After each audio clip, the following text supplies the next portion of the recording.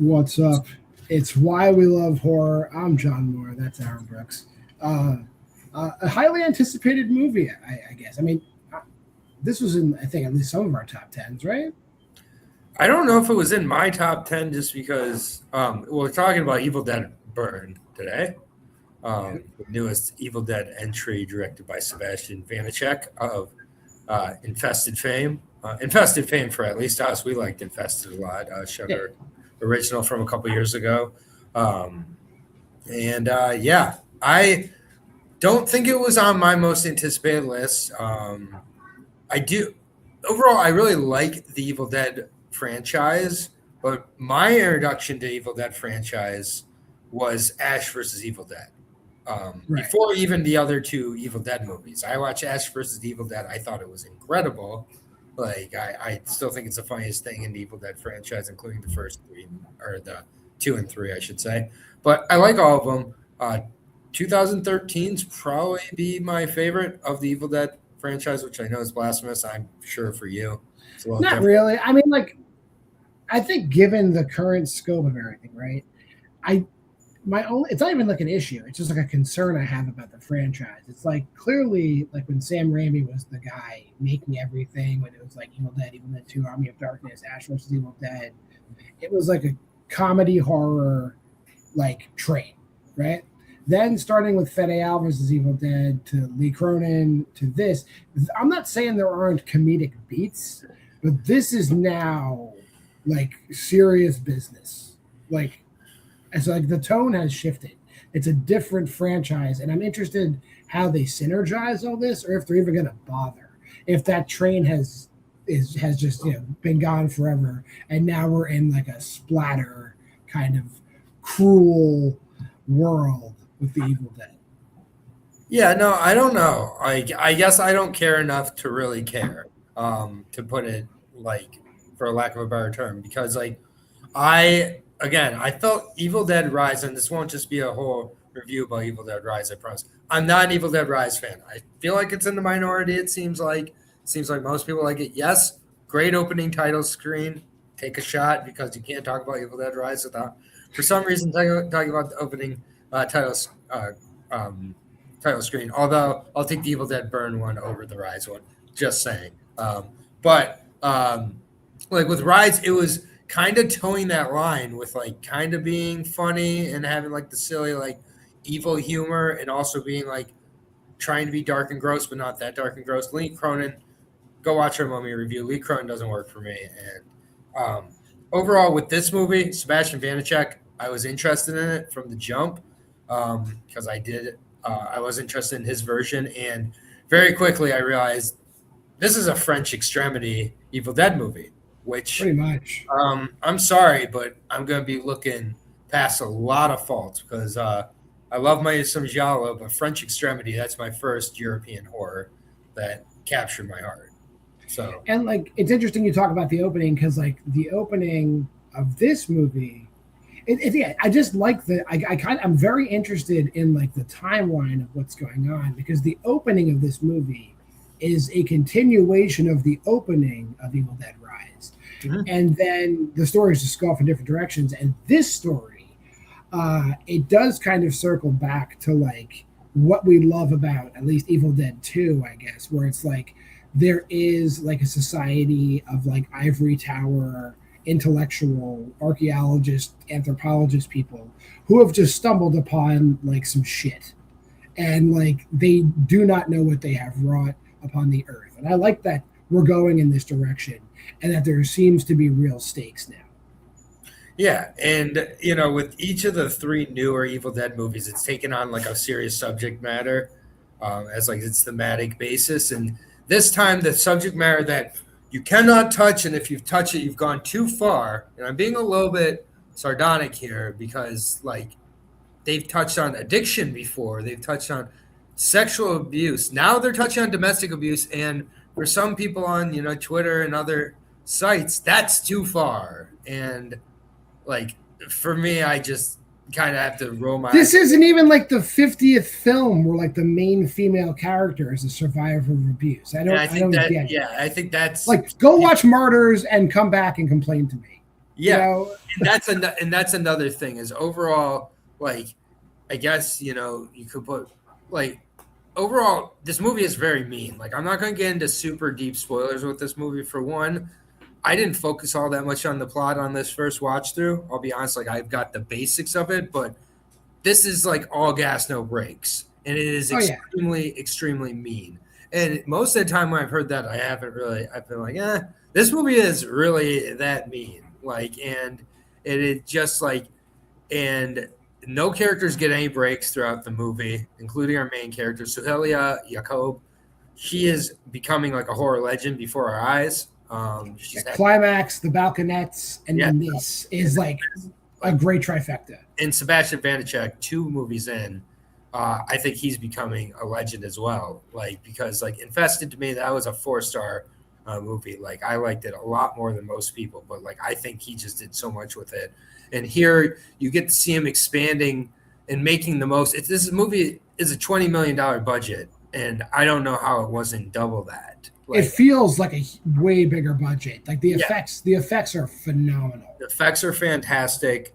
There is like a purposeful like grayness to the cinematography that isn't like the typical modern grayness. Like, it's done with an intent.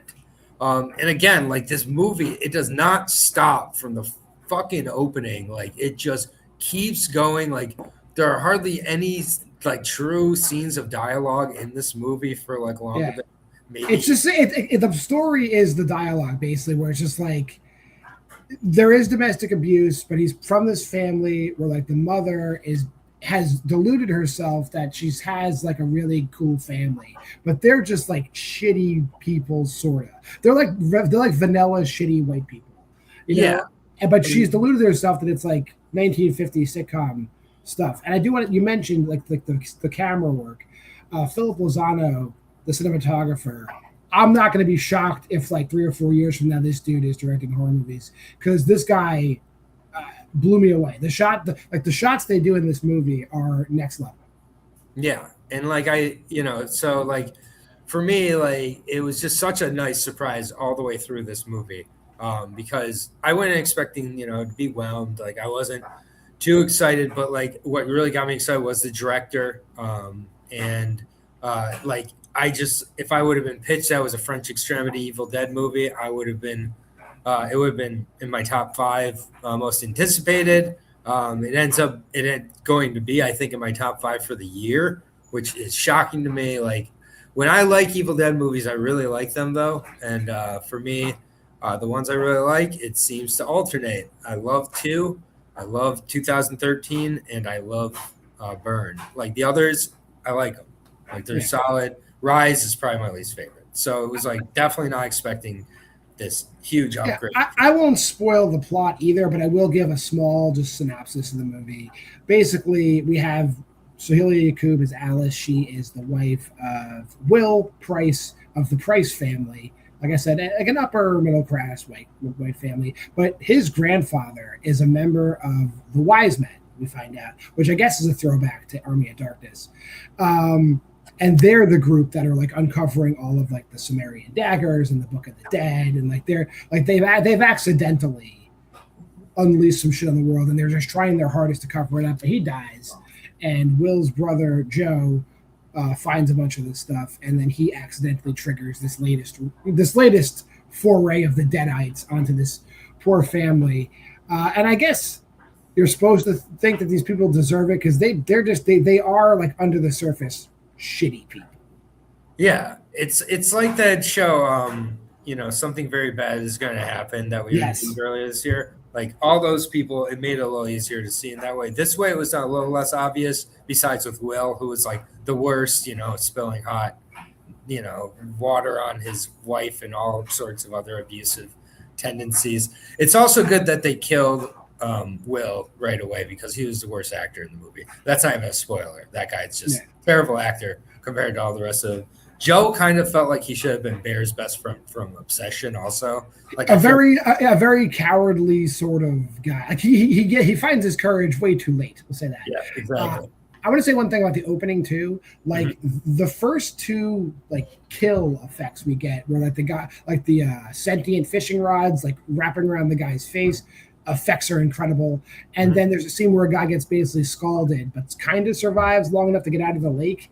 And the deadite steps on his hand, and the skin effects are out of this world. And like I'm like, oh, I hope they didn't just like blow it all in that one scene. Nah, that was just an hors d'oeuvre. Like they go way harder after that, which is so great. Yeah. Like I was a big Sebastian Vanacek fan before. Now I am like, whatever he's makes next, I'll be there day one. Did you hear the story about like what they had to cut to like make it an R-rated film? No. Basically nothing. He just needed to like. Basically, he needed to just like do less of what he did. Like, there's one scene that involving the door of an appliance. Yeah, I don't know how much less he could have done. Yeah, he did like it was like 4 times as many shots. He had to take like 20 something shots out of the film. Jeez. So that's what I'll say. Like that scene apparently went on for like a whole nother 90 seconds of just it going over and over, which is like, yeah, that feels right. That feels like I think that cut was a good call. That was there was plenty by the time they cut it. Yes, and like and what remains in the film looks awesome. But if that went on forever, that's like Peter Jackson territory. That's like old. That's like okay, all right.